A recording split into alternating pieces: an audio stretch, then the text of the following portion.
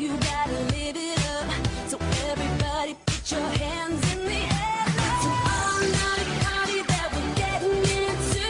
You think it's all over, then the joke is on you.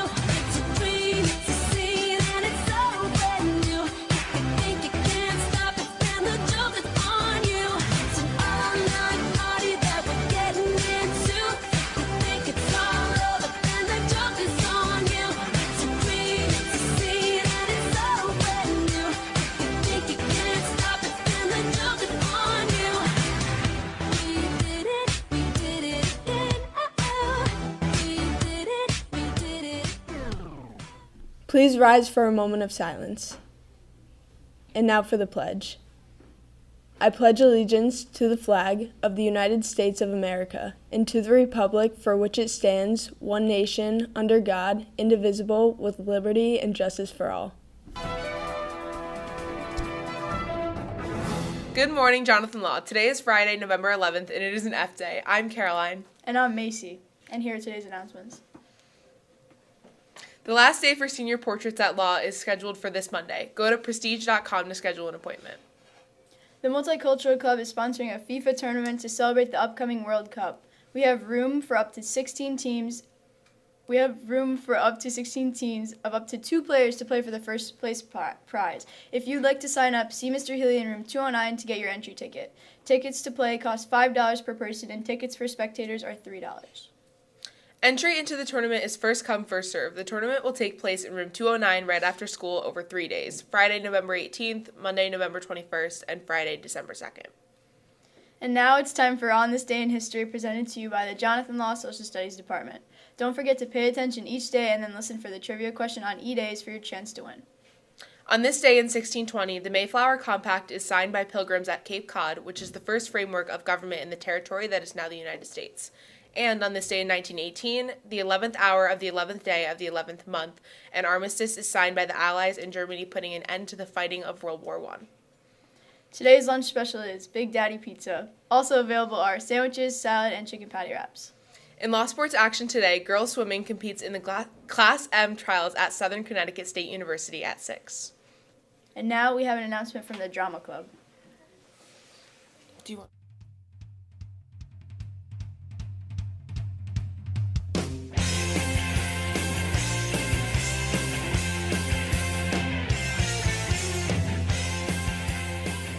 Hello, everyone! We are the cast of The Play That Goes Wrong. Tonight is... Oh my god. No, oh my god, I forgot again. Sophia! Oh my god, I don't, where's the line? Again, the line is right there. It's right there. Where? Oh. Tonight at 7 is opening night for our fall production of The Play That Goes Wrong. If you can't make it tonight, we have 2 more shows tomorrow, on Saturday at 2 p.m. and 7 p.m. Tickets will be sold at the door. Tickets are $8 for students and seniors, and for general admission, they're $12. We are so excited to perform this show, and a full house will only make it better. We will see you tonight! Wait. And now we have an announcement from Mr. Cerullo.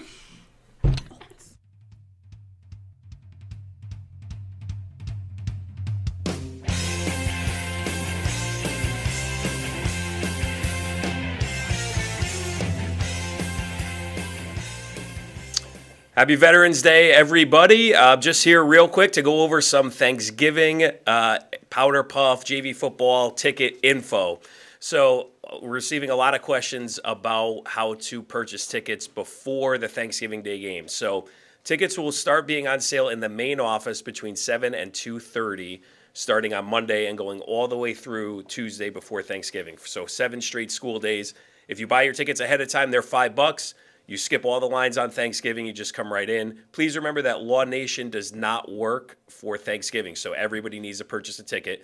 $5 ahead of time.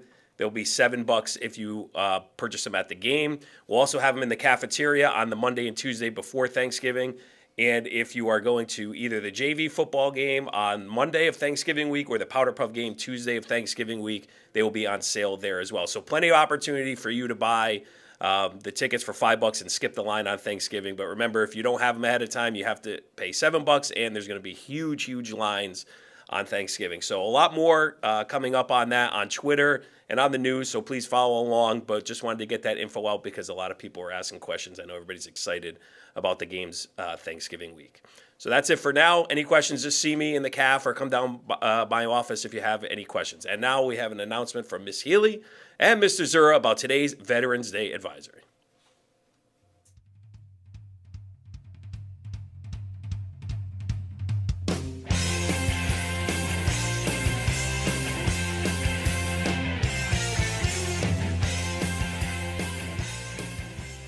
Good morning, everyone. Mr. Cerullo kind of stole my thunder there, and happy Veterans Day. I'm Mr. Zura, and I'm here with Miss Healy to introduce a very special Veterans Day video we have for you. Now, Miss Healy has a very special connection to a veteran, is that right? Yes, so my dad is in the Air Force, and he is a 3-star general, and he's in charge of the entire Air Force Reserve. So we have a video from him. So he's kind of an important guy, I guess. Absolutely. Wow.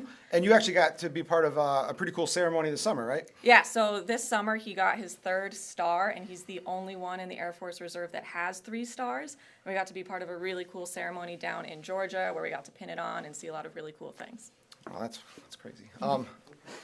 So just so you guys know what we did, he was kind enough to accept answering some questions from students. So in our social studies classes, we sent out a Google form, and we got, over hundreds, 140 almost, yeah, over responses 140. and over 200 individual questions to ask Lieutenant General Healy. Yes. Is that how we say it? And so we, as a department, we sat down and we kind of went through all those questions, and there were a lot of them that were kind of similar, and we tried to put some together and come up with, I think it was like 5 questions to actually ask him to answer. And then, so then what happened? You took the questions? So we took the questions, I sent them off to my dad. He had to have his legal team check them to make sure he could answer them for his public school.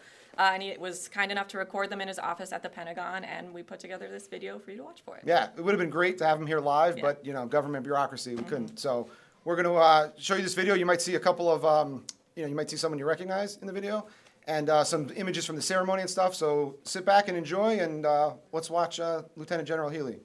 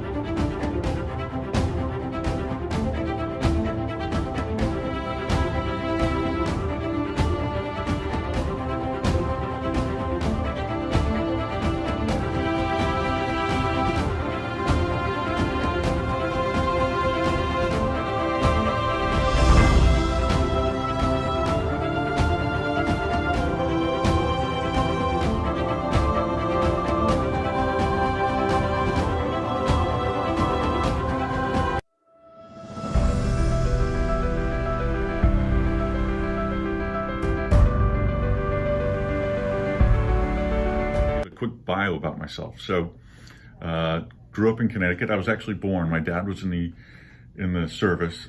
He was in the Navy in World War II, the Army in the Korean War, and the Air Force in the Vietnamese War. And as such, I was born in 1967. Do the math, I'm 55. I was born in England on an Air Force base in England.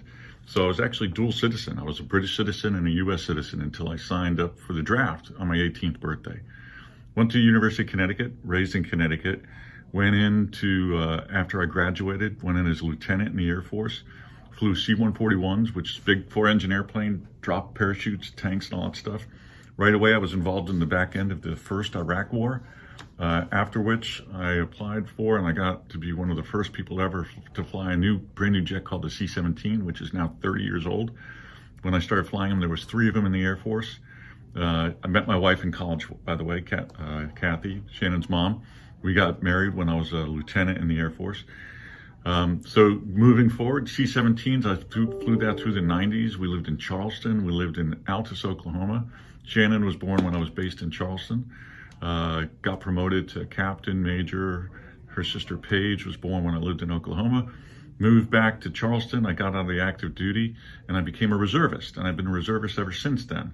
So that means I got a job as an airline captain or as an airline pilot. And I've been doing that since 1999 and being part-time in the Air Force Reserve. In the meantime, I was super fortunate to then be able to move up to Massachusetts and fly C-5. So Shannon was raised in Tolland from kindergarten through 12th grade and in college and beyond. In addition to that, I started flying other airplanes, C-5s. I flew the 130. I got a great opportunity to go be based overseas in Germany back in 17 through 19, which was fantastic. That's where I started making a promotion to general. I became a 2-star, got back, ended up being down at Georgia, where I lived for 2 years as a numbered Air Force commander in charge of about 1/3 of the Air Force Reserve, which is about 74,000 people.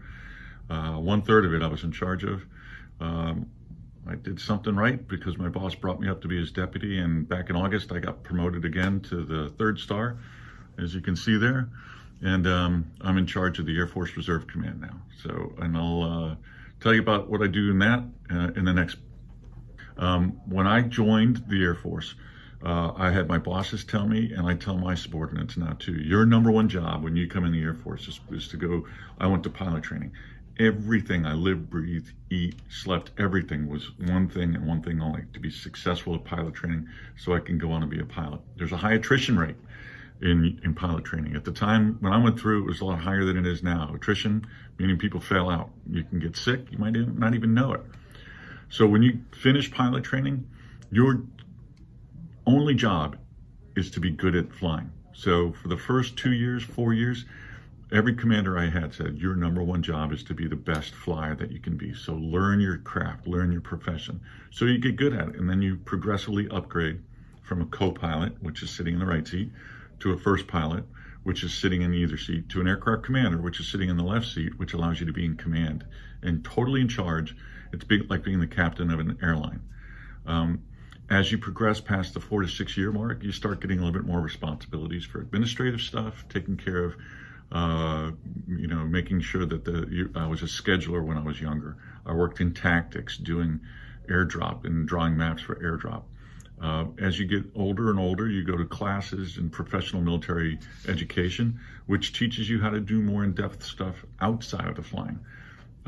Then as you become a little bit older in rank, you get jobs such as important jobs like as a flight commander. So you're actually in the chain of command now, taking care of people. From a flight commander to a deputy of operations, where you're ensuring that the operations go smoothly for the entire squadron. Squadron for me, growing up in the 141, the C-17, the C-5, was like 200 people. So my job was to ensure that, like a quarter of those people were doing the things that they were supposed to do to get ready and fit and make sure that they were always able to do the mission. As I became older and became a squadron commander, I was actually in charge of those 200 people, making sure not only they had the money, but also the environment to do the mission effectively. As I got older again, I became a vice wing commander. So now I was the number 2 in charge of 2,000 people. As I progressed even further, I became assistant to a director of tanker airlift control, so making sure all of the heavy airplanes in the Air Force operated well. Moving forward even further, I became a 2-star general at European Command stationed in Germany, and I oversaw and was in charge of every exercise that the Army, Navy, Air Force, and Marines and Coast Guard did in Europe for 2 years. Moved on, less flying, so no flying during those senior roles, but now when I got to Georgia, I got to fly because it was a flying job. And I was in charge of all of the tactical airlift, about 12,000 people, and in charge of about 1/3 of the Air Force Reserve flying. And then now doing what I'm doing. I'm allowed to fly again, which is really cool. So I just got requalified in the C-130, which is 4 propellers, down in Georgia. So I'm allowed to fly now, which is great. I'm actually authorized to fly any airplane in the Air Force now. But in addition to that, now I'm in charge of 74,000 people, $6.4 billion budget to ensure that they have everything they need to be successful, to be able to defend the United States in case of any adverse action by any potential threat. And there's plenty of threats out there, as you see in the news every day. And not much. I've never been there, so I can't tell you. And as you find out in the military, if there's no need to know, they don't tell you. So while I have a lot of clearances to be read in on a lot of really cool stuff, it's not one of them. I've seen it from afar, but I haven't seen it for anything more than anybody else in an airline who knows to look to the north when they're flying south of Nevada and Las Vegas knows, if you weren't in the military. Well, what I've always enjoyed, even though it's not always as comfortable as I'd like it, I've always thought that I would have been pretty decent as a broadcaster. I probably would have enjoyed going into either TV, broadcasting, but I don't know if that would have worked with my hairline. Certainly radio. I've been told many times I've got a face for radio. So I think I would have loved doing something like that. How that works. Well, I don't get a driver. I don't get anything super special other than a really nice house by being a 3-star now. My daily routine is I get up about 5:15 every morning and I go to work out. And I've got a Peloton upstairs and I got to stay fit because the jobs are long hours and they're pretty tiring, exhausting, especially when I start traveling a lot. So it's important that I stay fit all the time. I have a good breakfast every morning. And then I come into work, usually leave around 7:15. I get into the office and my schedule is filled from start to finish. This is an example of my schedule for today. And all those blocks are, from start to finish, all those blocks are me out of the office or in a meeting. I'm meeting with everybody from people that work for me all the way up through the Secretary of the Air Force, which is the civilian leadership of the Air Force. I met today with the Chief of Staff of the Air Force and the Vice Chief, who is the #1 person in the United States Air Force, and we talked about personnel issues. I usually take a salad for lunch, again, trying to stay a little bit healthy. And then, watch the news as well, trying to keep up with my email all day. I try to leave, even though right now it's 4:45. I usually leave around 4:30, but I was late in getting this video done. So I get home, try to relax every evening with my wife, with Shannon's mom, have dinner together every night, and watch the news, watch Jeopardy, and then just veg. I go to bed usually at 9:30 every night. During the summertime, it's a little bit nicer. I'll try to get 9 holes of golf in after work. And then on the weekends, I try to play golf as much as possible. But that's just daily. I just returned yesterday from being on the road for 8 days, where I went from DC to California for 2 days, California to Hawaii for 4 days, multiple tours while in Hawaii for military, multiple meetings and conferences, and took off out of there on Monday evening and didn't get home until Tuesday evening yesterday. So that's when I'm not in the office. I figured I'd just show you around the offices real quick. You've seen me from the sitting down perspective, but I've got some great stuff from over my career. That's football just from a couple weeks ago. Shannon's sister set up a game where I went out on the field and got to receive the game ball. Great view right now. I don't know if I could swap it around, but it's got a great view of right outside on the Potomac River. The rest of my office, nice C-17, which I flew along the way, and even another view of the C-17 there. Oh, don't look at that stuff. That's all classified. Just kidding. And then I'll quickly walk you out real quick just to say hello to the staff. I can't do any of this stuff without my staff. So anyway, say hey everybody. This is Hey everybody. Hey everybody. Shannon's class. This is the ones who make sure that I go to all my meetings on time and have the proper things to say, and you're getting a nice shiny view of my forehead right there. So anyway, I hope this was useful to everyone. Well, you don't know you're a good leader until you actually get the opportunity to try to do it. So I think I can honestly say that I'm a good leader. I don't think I'd be given the opportunities to do what I've done if I wasn't. I think I've also learned that I'm very good under pressure. I think Shannon can explain to you that regardless of what and where anything happens, where there might be a requirement to act under pressure, I use it as a teaching moment to try to teach both her and her sister on what to be considering in order to be effective when you're under pressure. Slow down the heart rate. Think about what the immediate tasks are that you need to do in order to be successful. What's the first and most immediate problem, and how do you work through that? How do you get to the next? I've learned that I'm impatient, but I've learned that I'm impatient. So I've learned how to manage that and how to work with it. What else? Those are the big ones I've taken away. You know, what comes out when you're under pressure, what comes out when you have the opportunity to lead, I think truly gets at the core of who you are, especially under the pressure. If you truly find out what you're like when you see how you can operate while working under that pressure in the military. I think it's fantastic. It's an absolutely wonderful career field to go into. It gives you the opportunity to explore anything that's out there. You know, whether or not you want to be a cyber warrior, break code, hack on the dime of the U.S. military, or if you want to go out and do something, fly a fighter, fly a heavy, fly a bomber. If you want to be an intel specialist and work your way into a career field that might lead to something else with, we call them 3 digits. It's a fantastic opportunity. There's so many things to do out there in the military. The key is, if you could find something that you truly enjoy, if there's something that you really love about some aspect of the military, then you should pursue it and find out whether or not that's a good fit for you. A lot of times lately, we've been asked, why do you stay? Why have you stayed as long as you have? And I've been in now for over 33 years. And I stay because I love it. I enjoy doing the airline stuff, but I enjoy even more the opportunity to make a huge difference in the lives of any one or number of people with the 74,000 in the Air Force Reserve. The opportunity to change someone's life for the better, to fix something, to look down the road. My day consists of looking on how I can make the next 15 years, not today, but the next 15 years better for the Air Force, for the country, and for the Air Force Reserve. So if you have the opportunity to do something like that, if something excites you about that kind of responsibility, then you should absolutely pursue the opportunity to, or you should at least take a look at the Air Force and the Air Force Reserve, by the way. I'll tell you how I celebrate it. Tomorrow's an off day for me in celebration of Veterans Day, and I've got a tea time at 8:50 in the morning at the Army Navy Country Club to go play golf. So that's how I celebrate most days off, is by golfing.